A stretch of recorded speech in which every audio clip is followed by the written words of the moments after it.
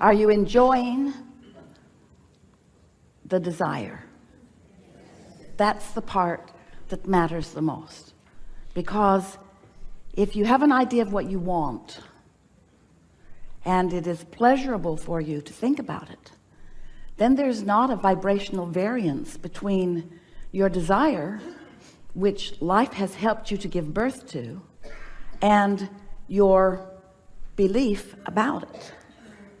If your desire is unpleasant, if you wish you didn't want it because you've wanted it for so long and it keeps not showing up, then there's a big vibrational variance between what you want and what you expect. Expectation is such a powerful thing. A belief is just a thought you keep thinking. An expectation is a thought that you've thought about so much and kept active in your vibration for so long that you just keep realizing it. Law of attraction just keeps showing you versions of it until you say, see, that's why I believe it. I believe it because it's true. And we say, no, it's true because you believe it. You say, no, I'm sure that I believe it because it's true. I've been a collector of information, Abraham. I've been living my life and I'm just not good at that. Or these things that I want just don't come to me. And we say, but the reason they don't is because you think they don't. And you say, yeah, but I think they don't because they don't. And we say, yes, but they don't because you think they don't. You say, no, I didn't think they wouldn't until they didn't. And since they aren't coming, now I think they're not coming. And we say, well, somehow you've got to figure out how to break that cycle, because the universe is not giving you what you're saying with your words. The universe is giving you what you're offering vibrationally. And what you're offering vibrationally, in other words, the universe is giving you what you mean. The universe is giving you what you expect. The universe is giving you what you've practiced thinking about. And so we get it, that it's not the easiest thing in the world. In fact, it might be one of the hardest things in the world to think differently than what is. Because you have become so very good in your observation of what is, in your assessment of what is, in your restating of what is, in your documenting of what is, in your regurgitating of what is, in your seeing, hearing, smelling, tasting, touching, in your physical translation of what is feels pretty solid to you. But we want you to know it isn't solid. It's changing all the time. But in many cases, it's just changing to more of the same because that's what you're thinking about. Do you get that? It's not holding steady. It's changing to your current expectation. But if your current expectation is just like the one you had yesterday and the one you had the day before and the one you had the day before, then it holds steady and you say, see, that's why I believe it. I believe it because that's how it is. And we say, no, it is because that's what you believe. Oh, Abraham, not that again, please, not that again.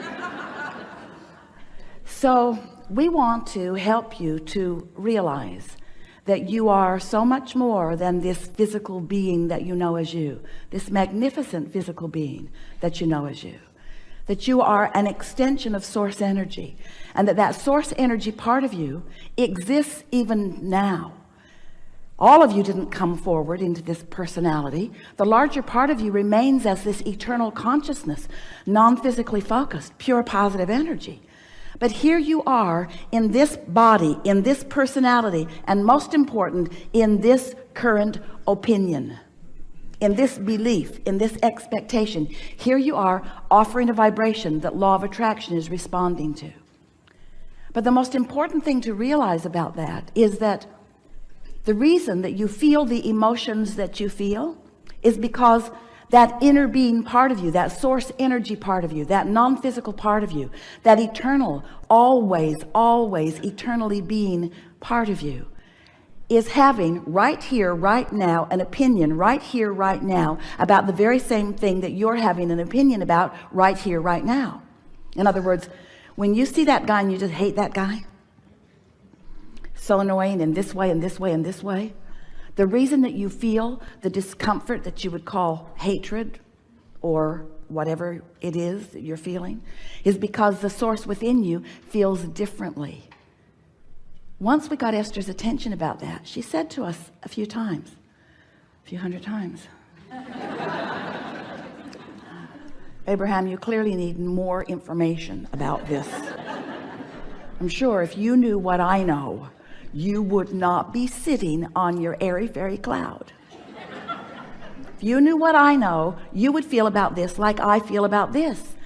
And it took a while for Esther to come to understand that we don't go there. And when she does, she feels the separation is too strong a word, but she feels the vibrational variance between who she really is and who she's allowing herself to be in that moment. And that discord is really what we want to talk about, because this gathering is about the art of allowing alignment rather than discord, the art of being tuned in, tapped in, turned on to who you really are, rather than being separated is too strong a word, but you can pinch yourself off pretty good from who you really are and what you really know.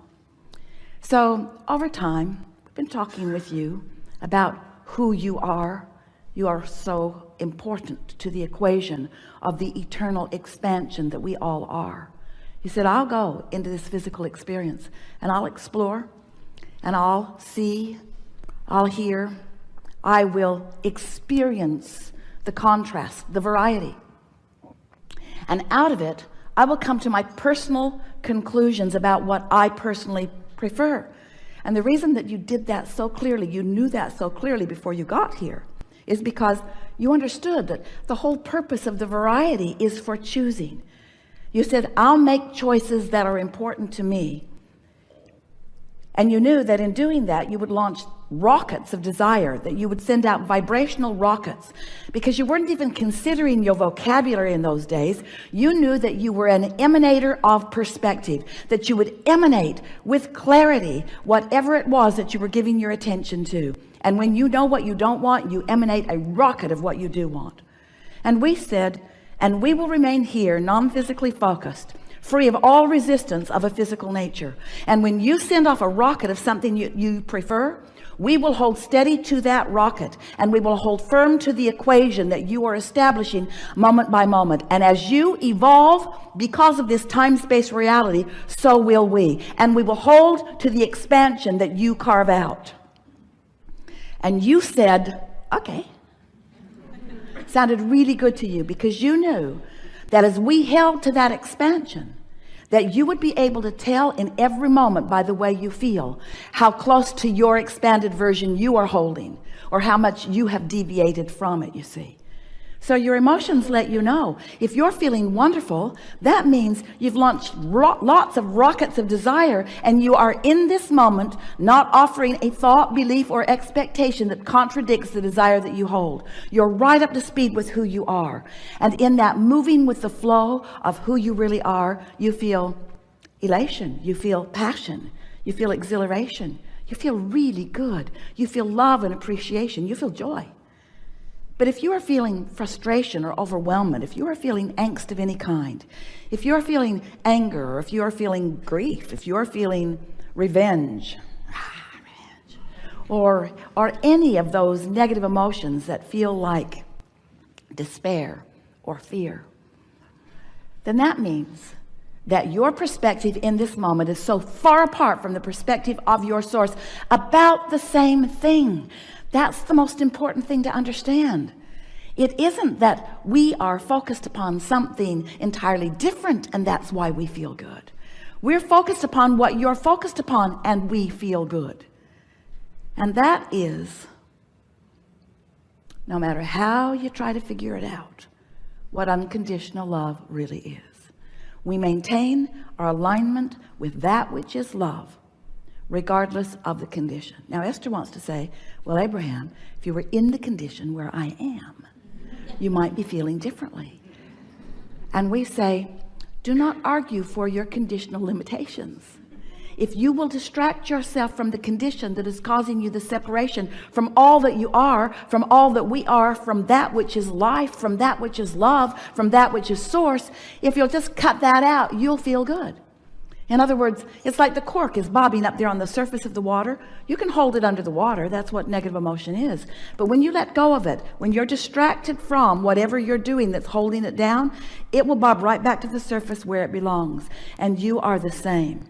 If you're not bobbing, it's because you've got hold of things unnecessarily. You're holding the conditions of those unnecessary things in your thought patterns. And in doing so, you're practicing them, because you think a thought for 17 seconds and another thought like it joins it. It doesn't take very much attention to something to get enough momentum going that you can cause what feels like true separation from your life, from your joy, from your clarity, from your abundance, from your well-being, from who you really are.